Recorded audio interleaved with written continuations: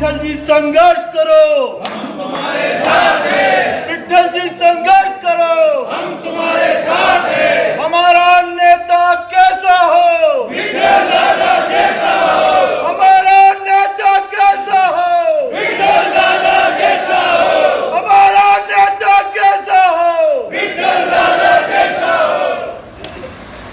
आज के प्रताप मंडल के कार्यकर्ताओं के कार्यक्रम में मंच पर विराजमान हिमाचल से पधारे हुए श्रद्धेय ठाकुर साहब, आदरणीय गजराज जी राठौड़ साहब, हमारे उपसभापति भाई रामलाल जी योगी, हमारे मंडल के अध्यक्ष आदरणीय अनिल सिंह जी यादव साहब, हमारे पूर्व मंडल महामंत्री शहर के महामंत्री भाई प्रेम जी बिश्नोई, श्रद्धेय गुरुदेव राधेश्याम जी, आदरणीय गोविंद जी भाई साहब, बहन मधु जी, उपस्थित सभी भारतीय जनता पार्टी के पदाधिकारीगण, जनप्रतिनिधिगण, कार्यकर्ता बंधुओं, माताओं और बहनों,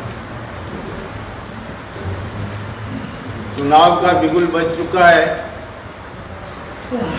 चुनाव में जिस तरीके से 3 चुनावों में आपने मुझे आशीर्वाद देकर लगातार बढ़ते हुए वोटों से विजयी बनाया, ये दर्शाता है कि भीलवाड़ा लगातार भारतीय जनता पार्टी का गढ़ और मजबूती से बनता जा रहा है।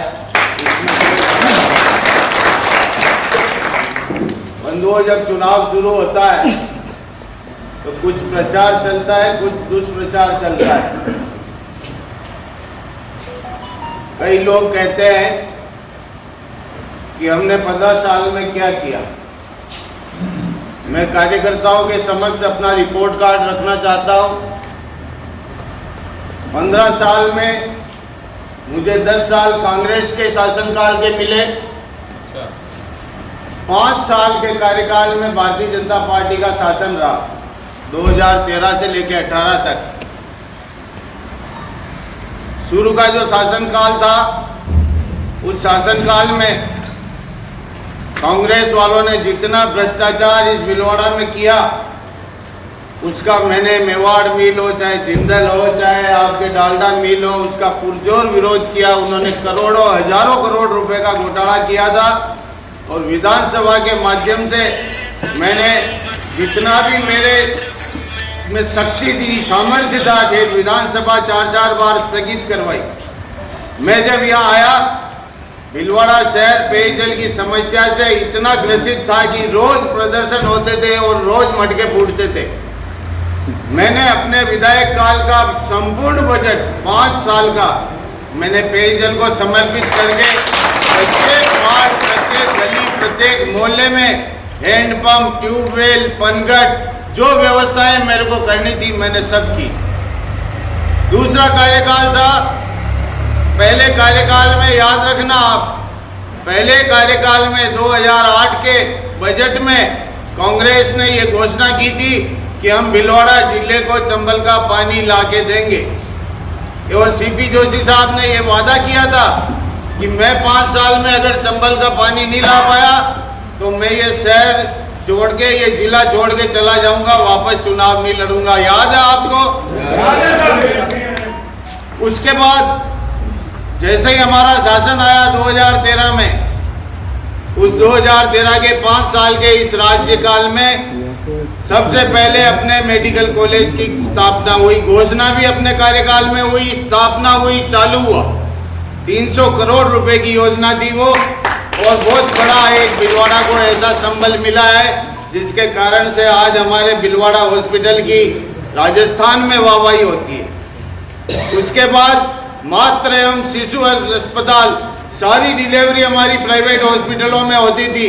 नया मातृ एवं शिशु चिकित्सालय बनवा के सारी डिलीवरी आज भीलवाड़ा शहर की अगर होती है तो वो सरकारी अस्पताल में होती है और बिल्कुल निःशुल्क होती है। इसके अलावा एग्रीकल्चर कॉलेज की स्थापना हमने हमारे कार्यकाल में, नई कॉलेज खुलवा के, पूरी बिल्डिंग बनवा के उनको शुरू करवा के हमने उस एग्रीकल्चर कॉलेज की स्थापना करवाई।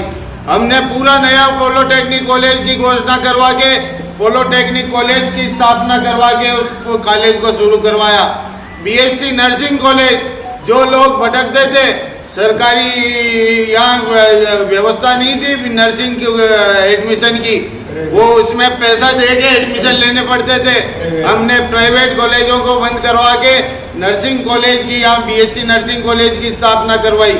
उसके बाद हमने 800 करोड़ रुपए का सीवरेज पास करवा के इस पूरे शहर में जो नालियों की समस्या है उससे निजात दिलाने का प्रयास किया। उस कारण से, सीवरेज के कारण से जो अभी ये विरोधी हल्ला करते हैं कि शहर में गड्ढे हो रहे हैं, आपको पता है सीवरेज के कारण से सारी सड़कें 2-2, 3-3 बार पूरी सड़कें खुदी थी, पूरा शहर खुद के हमारा गड्ढे में तब्दील हो गया था। आज पूरा शहर वापस नई सड़कें बन के और पैचवर्क होके कंप्लीट है। आपकी कोई भी गली और बाकी हो तो आप तत्काल कार्यकर्ताओं को बताइए, व्यवस्था करके अपन उस काम को पूरा करवाएंगे। इसके अलावा हमने सेकंड एंट्री गेट, जो इस पटरी पार की सबसे बड़ी व्यवस्था थी रेलवे स्टेशन पर अप्रोच की, उसमें मैंने विधायक कोष से पैसा देके उसको काम को हमने पूरा किया और आज सेकेंड एंट्री गेट में सबसे ज्यादा पार्किंग की सबसे सुंदर व्यवस्था हो गई, सारी व्यवस्था वहाँ हो रही है। डायलिसिस, जो कभी हमारे को बाहर अहमदाबाद और जयपुर जाना पड़ता था, वो एमएलए कोष से पैसा देके 6 मशीनें मैंने डायलिसिस की मंगवाई।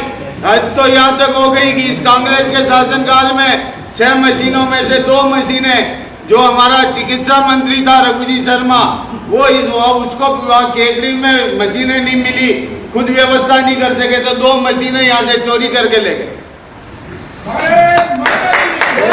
आज कैंसर थेरेपी जैसी व्यवस्था जहाँ अहमदाबाद जाना पड़ता था, आज हमारे भिलवाड़ा हॉस्पिटल में हमने शुरू करवाई है कैंसर थेरेपी। इसके अलावा आज भिलवाड़ा हॉस्पिटल को आप देख लीजिए, ये सारा कार्य भारतीय जनता पार्टी के शासन में सैंक्शन हुआ था। क्या था, एक बिल्डिंग थी हमारी हॉस्पिटल की और एक पीछे बिल्डिंग थी।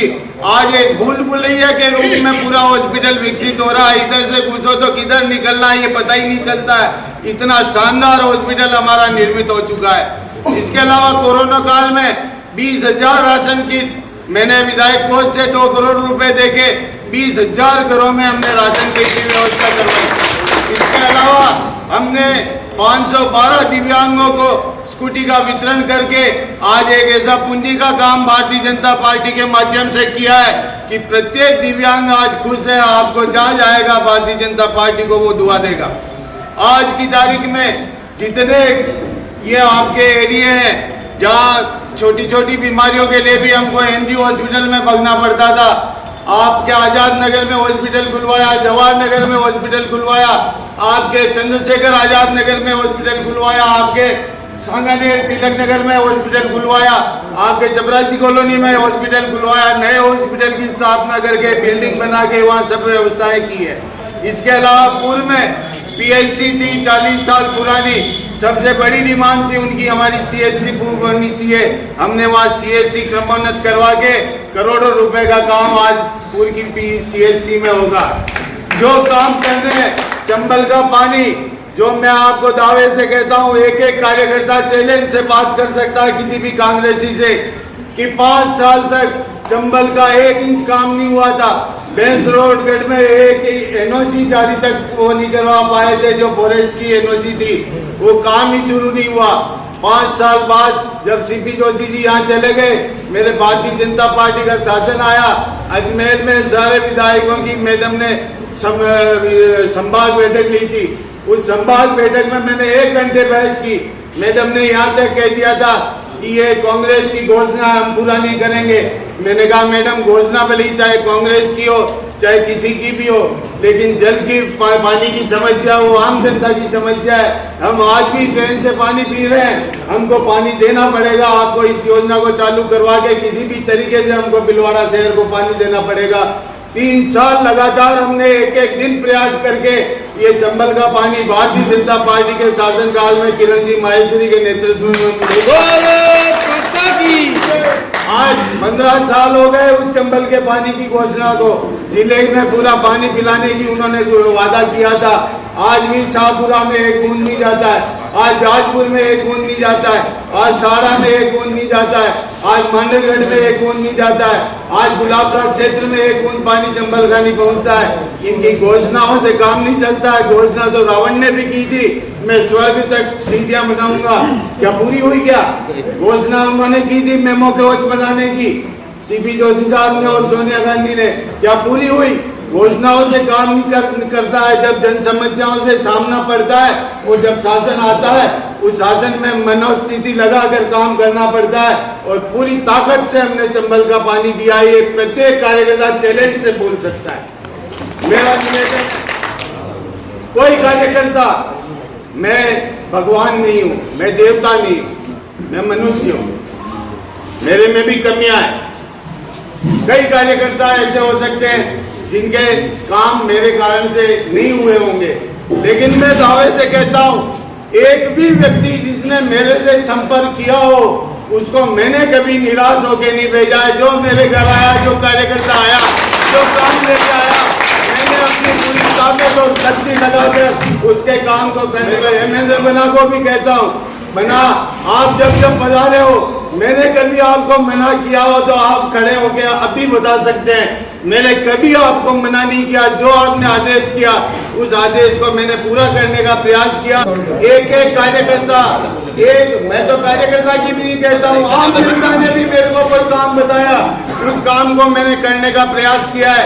चाहे पुलिस में जिंदल का मामला आया, 49 दिन का धरना देके हमने मुख्यमंत्री को मजबूर किया कि यहाँ आके पूर्व का मौका देखे, और उसने पूरी घोषणा करके हमारे जो आज 800 प्लॉट हमारे पूर्ववासियों को नएपुर में और रामप्रसाद लड्डा नगर में मिले। ये कोई छोटी मोटी उपलब्धियां नहीं है भाइयों, आप मजबूती से कह सकते हैं। मैंने, और ये मैं निवेदन करता हूँ, टिकट मांगना सबका अधिकार है। मैंने जब भी आपका टिकट की यहाँ अपने मंडलों की बैठक हुई थी, मैंने निवेदन किया था, जिसको टिकट मिलेगा हम सब एकजुट होकर उसके साथ लगेंगे। ये मैंने अपने मुख से कहा था। आज मैं ये कह सकता हूँ, टिकट दिया है, पार्टी ने मुझे सम्मानित किया है, आपका सम्मान हुआ है, और उस सम्मान का मैं आपको विश्वास दिलाता हूँ, पूरा मान रखते हुए आपकी भावनाओं पर खरा उतरूंगा। कुछ कमियां रही है, उन कमियों को दूर करने का प्रयास करूंगा, ये मैं आपको विश्वास दिलाता हूँ। आश्वासन नहीं दे रहा हूँ, विश्वास दिला रहा हूँ। मैं मेरे में अगर कोई भी छोटी मोटी कमी है, आप मुझे बताइए। लेकिन मैं ये कहना चाहता हूँ कि इन 15 सालों में एक व्यापारी, एक उद्योगपति, एक दुकानदार, एक कर्मचारी, एक थाने वाला, एक कोई व्यक्ति जिसके ट्रांसफर हमने करवाए हैं, 5000 ट्रांसफर मैंने करवाए हैं, एक व्यक्ति अगर ये कह दे कि 1 रुपए का आरोप मेरे पे लगा दे, तो मैं चैलेंज देता हूं कि मैं पूरी राजनीति को चलूंगा।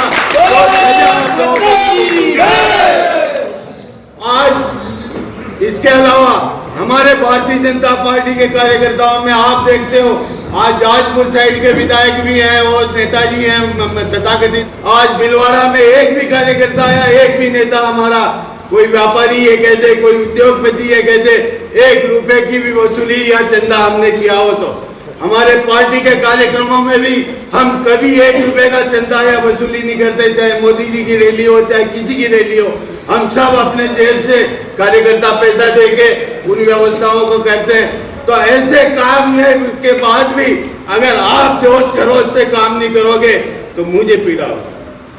मैं आपसे भारत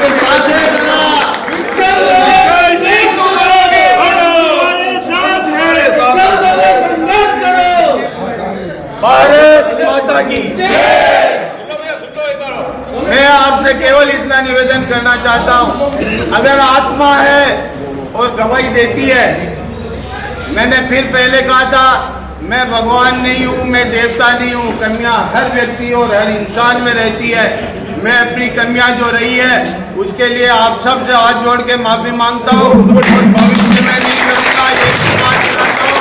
लेकिन आपकी मुझे जो स्नेह मिलना चाहिए, जो पार्टी को आदर मिलना चाहिए, जो कार्यकर्ता के नाते मुझे सम्मान या आपका दिल का जो आत्मा का प्रेम और स्नेह वो मिलना चाहिए। मेरे साथ राजनीति नहीं करें, ये मैं आपसे बोल रहा हूं।